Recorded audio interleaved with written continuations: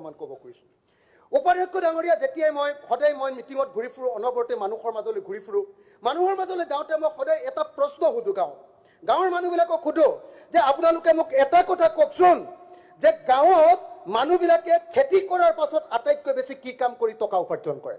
গাঁৱৰ সকলো মানুহে এটাই কথা কয় যে খেতি কৰাৰ পাছত আটাইতকৈ বেছি উপাৰ্জন কৰে গাঁৱৰ মানুহে হাজিৰা কৰি মিস্ত্ৰীৰ লগত যোগালী কৰি আৰু 2 নম্বৰ উপাৰ্জনটো কৰে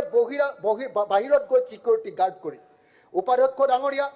আজি এই আটাইতকৈ ডাঙৰ নতুন প্ৰজন্মৰ আটাইতকৈ শক্তিশালী ল'ৰাবিলাক যিবিলাক ল'ৰা আটাইতকৈ শক্তিশালী নতুন প্ৰজন্মৰ সেই শক্তিশালী ল'ৰাবিলাকে যদি আজি সিকিউৰিটি গাৰ্ড কৰে বা আজি আমাৰ মানুহবিলাকে মিস্ত্ৰীৰ লগত যোগালী অৰ্থাৎ দৈনিক মজুৰি কৰে সেইখন ৰাজ্যৰ কিবা ভৱিষ্যত আছেনে